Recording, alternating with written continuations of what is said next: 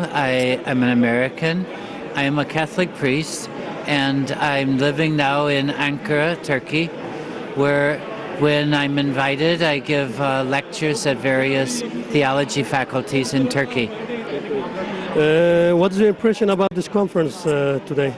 This is a good conference in that it's trying to look at the Gülen movement from various aspects, and intellectual appreciation of the movement, the spiritual approach, the organizational, the sociological, the political approach is very good. So we're all looking at the same phenomenon, the Gülen movement, but from our particular areas of expertise and points of view. Have you ever participated in any Hizmet events before? Yes, I have. I've been at several.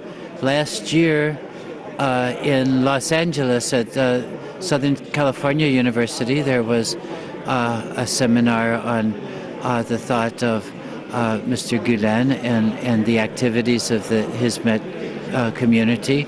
I was there. I was also in Washington at Georgetown University, where a similar conference was held.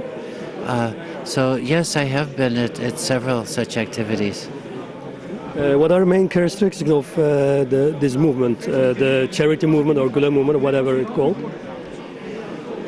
I think one of the really beautiful insights of Fethullah Gülen was this idea of serving God by serving humanity, by serving others. And so he really brings ideas that have been part of the Islamic tradition for centuries, since the time of Muhammad, like ikhlas, which is the purity of intention, doing everything for God, no matter how simple or how menial or how unnoticed it is. If it's done with a pure intention of serving God, trying to please God, it has its value.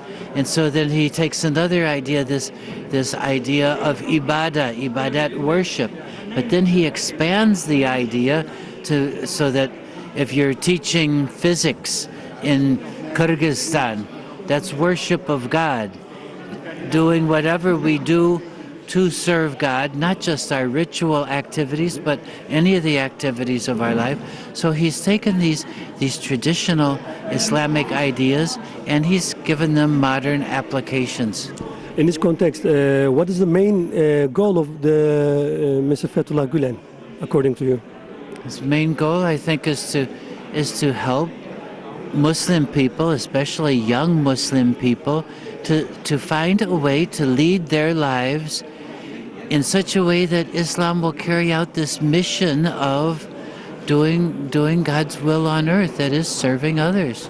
Only Muslim people, or? Oh no, serving all.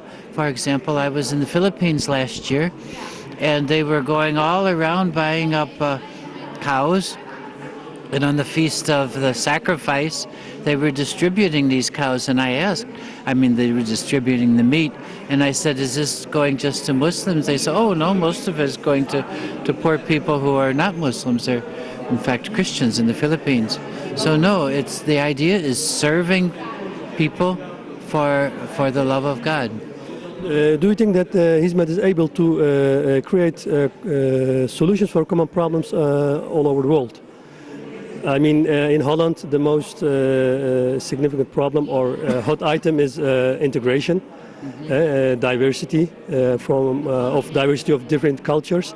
We also got someone named Wilders in Holland, and who's calling Islam not a religion but a dangerous political ideology. What do you mean, your vision about this? Yeah, well, I don't think we should exaggerate it. This is not like one solution for every problem in the world. But I think that the real thing that the people involved with the Hizmet can do, and what they do very well, is they project an image of Islam that is new for many people. People who don't know Muslims personally are afraid of Islam. They think that it's xenophobic. They think that Muslims can't live together with others. They think that Islam is warlike. So when they meet people in the Hizmet, whether it's these young people who are teachers, whether it's housewives, whether it's businessmen who are helping activities, they're seeing people who are committed to peace, who are committed to love, who are committed to tolerance, and these are all things that Gülen is teaching them to do.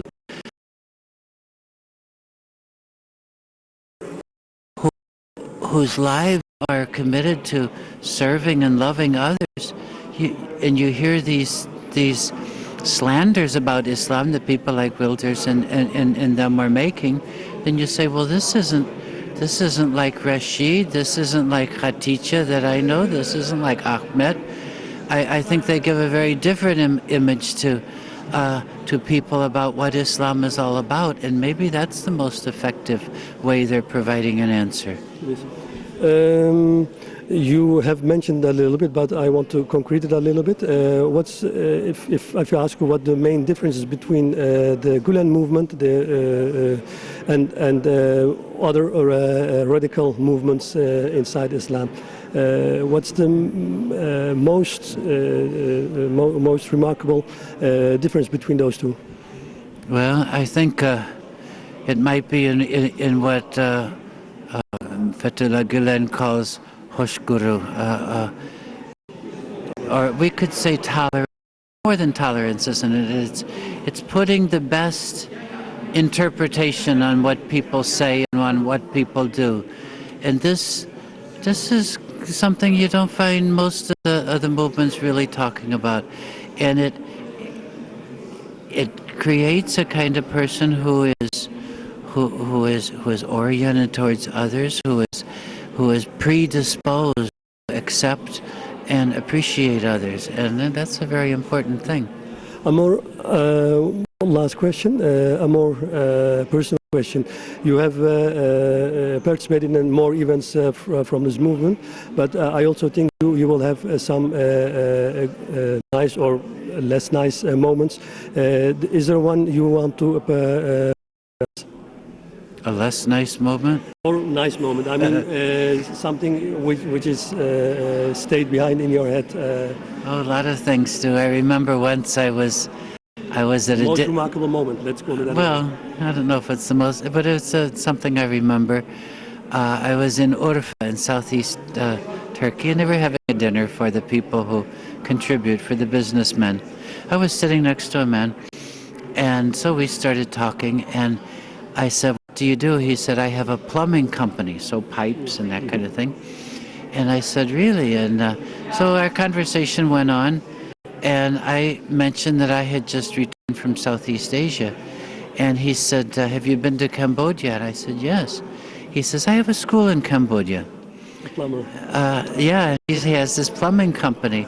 And I thought, this is really, this is globalization, isn't it? 50 years ago, and without such a movement like this movement of Hizmet, we wouldn't have found somebody who runs a plumbing company in a middle-sized city of southeast Turkey who has an interest in education of non-Muslim children halfway across the world in Cambodia. I think that's quite remarkable. Thank you very much for the contribution. You're welcome. Thanks.